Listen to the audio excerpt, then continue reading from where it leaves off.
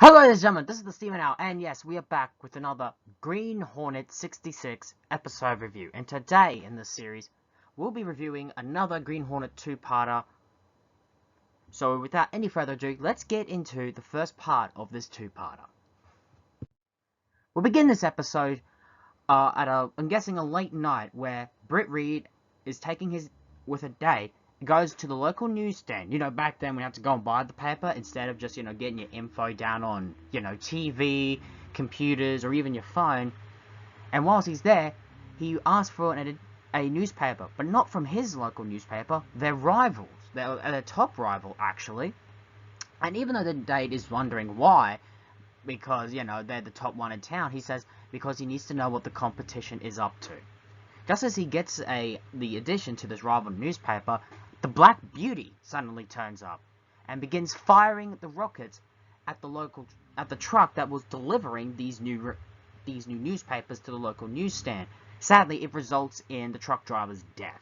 Britt Reed is horrified at what he saw, and we end the opening there. We get the usual opening montage, and then we find ourselves at Britt Reed's place, where he tells Frank Scanlon with what he saw. That was no, card that just looked like the Black Beauty. It exactly was the Black Beauty. But he wants to know is why. He then gets a phone call from Mike Axford, who basically has heard about the story and says, why don't we put out an extra? And it says they don't do that anymore, courtesy of radio and television. You gotta understand, the term extra was basically like, depending on how big a news was, they would have extra newspapers, out. It was a term back then, and this kind of gives a bit of insight just to how old Mike Axford is. But just as that happening, the Green Hornet actually stumbles into the place. Of course, not the actual Green Hornet, but it is essentially a person pretending to be the Green Hornet.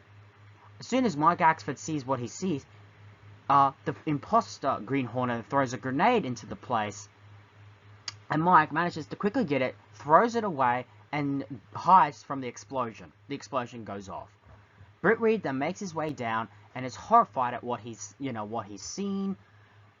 And of course, Case comes down here too, which Britt has asked for her to come down. And Mike Axford believes that the Green Hornet has declared war on the Sentinel, courtesy of making the town too much heat.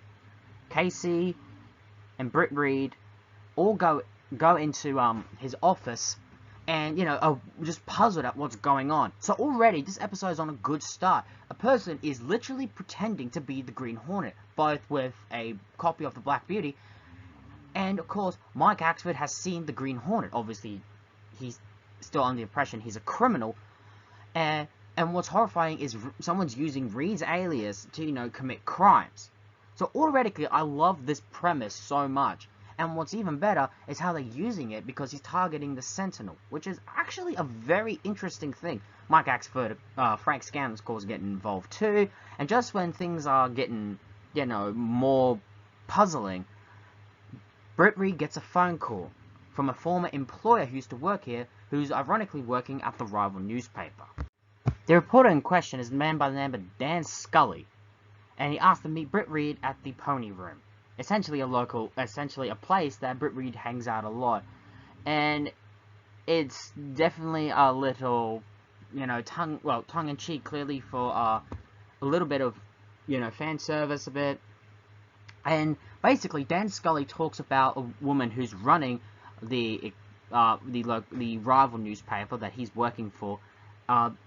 Even though there is, the woman who runs it is a woman named Sabrina Bradley, who is really in charge of really running the show, even though the other person in question that runs the rival newspaper, which is known as the Express office, is Simon Neal, who really runs it, who's really in charge. However, the woman in question, Sabrina Bradley, is really really runs it. It's kind of mostly in the guy's name and name only.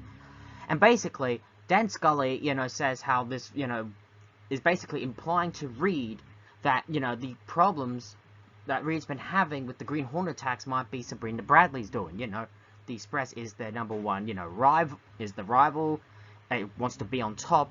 So he pretty much implies heavily that she might have hired the Green Hornet to cause this damage enough for, to essentially put her newspaper on top and Reed's at the bottom. It's an interesting... It's honestly something that Reed is definitely really thinking about. But he's kind of skeptical because she knows Sabrina Bradley. Granted, maybe they're not friends, acquaintances, and, you know, rivals a bit, but he kind of is hesitant to believe it, even though it does sound plausible. Now, this Dan Scully character, he kind of is a guy that's literally still living in the 1940s. That's always been my impression of the guy. But however, I do love the, the way he talks, though. It has this noir vibe, which honestly is really serving well in this two-parter. Well, we've already heard a bit about this Sabrina Bradley character. Why don't we meet her? Well, in the next scene we do. She's in her office, and she's talking to her society editor, essentially another reporter that works for her, and saying that there's this party that Simon, or Simple Simon, is hosting, and he wants him to cover it. And, of course, he agrees to. Honestly, the way Sabrina is portrayed as, honestly, I think is pretty good. She's strong, confident, and the fact that she's running a newspaper or any industry for a woman in that time period, and from what I've been hearing in dialogue, pretty successfully and doing very well good at a job, honestly, I love. And I actually love that we aren't really seeing a cartoony or, you know, just what's the word I'm looking for? Like a stereotype of what you would expect from a hardworking boss, you know.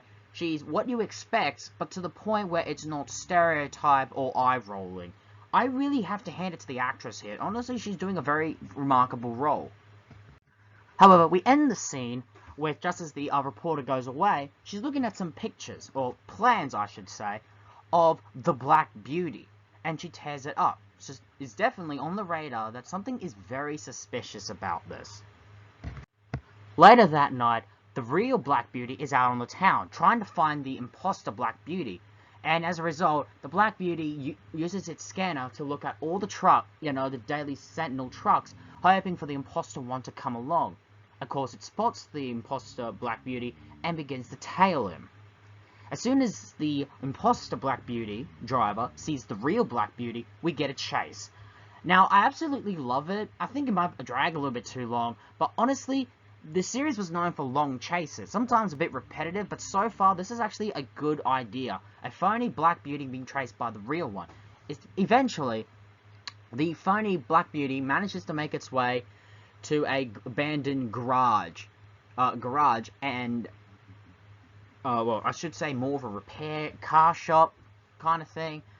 The Black Beauty makes its way, the fake one makes its way in, and then the real one catches up. It hears gunshots and blasts through the door, makes its way in, where the phony Black Beauty makes its way out. The Green Hornet and Kato get out and see a dead mechanic.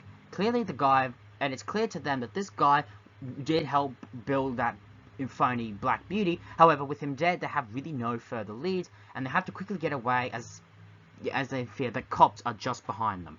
Now, okay, I understand. Now, even though I understand what is going on and how it's going, if you really think about it, it's not that bright move to have the real Black Beauty looking for the fake one when really cops are now on high alert more than ever to find the Black Beauty as it's now targeting the Sentinel. That is something that would always bug me, but I get it at the same time, you know, with how it's written in the episode, and honestly it works. It doesn't bother me that much, but when I do come and watch, it does raise a few, I would say, antennas. Later on, Britt Reed gets an invitation to attend Simon's party, even though Mike Axford is dead against him going, considering with what Dan Scully told him about Sabrina Bradley possibly being involved with the Green Hornet attacks. Britt Reed decides to go anyway, clearly not the one, you know, to back down from either a fight or just wanting to unravel more about this mystery. We then go to Simon Neal's place, where the reporter that was with Sabrina Bradley is talking to Simon's niece, who is essentially, in many ways, from what we get in dialogue, the relationship that she has with Simon, you know, is almost like a father-daughter type relationship. Now, there is a rumor going around that Sabrina Bradley is actually going to possibly marry Simon. However, the niece Melissa is basically saying, it's not true, he's not marrying Sabrina Bradley. The reporter that is asking this is Guy, again, someone that works for the Express. Now, the way he acts is, like, what's with, so far, the male reporters that work for the Express are clearly caricatures that should be stuck in the 40s, not the 60s. Nothing against the actors in question, but you just notice that. But with Scully, it makes sense. But, I don't know, Guy, and he's always smoking that pipe, like he's some kind of detective. I don't know, I think he probably wandered onto the wrong set and just rolled with it. Anyway, we do get to the, Simon Neil's party, and we actually get to meet this Simon, and honestly, he's like the lovable, he's honestly kind of I would say, a stereotype Hugh Hefner kind of type, I'm not entirely sure if you would call him a Hugh Hefner type. He doesn't have the physique, but honestly, he's just like this fun little, guy that just, entertains and lightens up the room. Britt Reed is at the party and he brought Casey along too. And basically, they go around just to sniff out clues, do some investigating, but also have a bit of a good time, considering how stressed Reed is at this moment. Here, Britt Reed actually gets into a conversation with Sabrina Bradley. And I love the dialogue between these two actresses. Basically, you could see how, Sabrina Bradley kind of views Reed as a person who got everything handed to him and never had to work for it. Honestly, an underlying tension that really supports that she could be behind all of this. But we've got other clues as well that it might be, Melissa, Simon's niece, courtesy of the fact with this marriage that's been rumored to possibly happen. But even though she keeps saying, there was going to be no marriage, she could be out of her uncle's fortune. So I love that we got a bit of a mystery here. But really, the dialogue between Reed and Sabrina, honestly, it's really well done. It doesn't feel clunky or forced. It feels natural. And honestly, you could really tell that how Reed views Sabrina Bradley. Even though he admires her for working so hard to get where she is, you can tell that there's a bit of a contempt, probably because how Sabrina acts. But despite that, I think deep down, despite, maybe he can't stand her, maybe courtesy of, how she interacts with people, I think Britt Reed absolutely, deep down, has an absolute respect for Sabrina. Just as the party is going, suddenly, the phony Green Hornet arrives, with the Black Beauty in tow. This Green Hornet ends up stepping out, gun drawn, and aiming to kill Reed in front of everyone. Now, even though I understand a bit of the plot, again, I understand the plot, how it's written, and it works well, but there's something I just need to point out.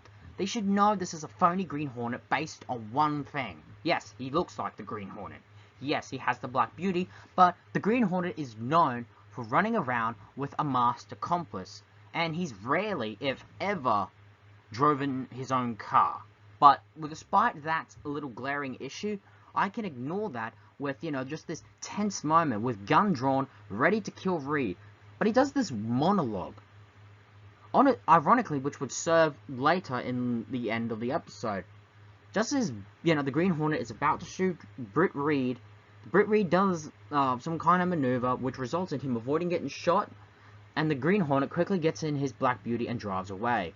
Just as Britt Reed turns around, Simon begins to collapse. He is shot and killed. And honestly, it makes Reed look bad, because it was clearly he was meant to die, but instead, Simon got it instead. We later see, at the end of the episode, with Britt Reed, Kato, and Frank Scanlon at his home, and even though Frank tries to console, Reed, saying it wasn't his fault, Reed turns to Frank and says, "No, I think the Green Hornet got what he did." What? He realized that after all this time, he was not the real target. It was Simon. Why has been targeting the Sentinel? It's trucks, trying to kill Reed. Simple. It was a smokescreen. Hell, what was the point of that monologue? If he wanted to kill him, he could have just killed him right then and there. Why did he make a big fuss out of it?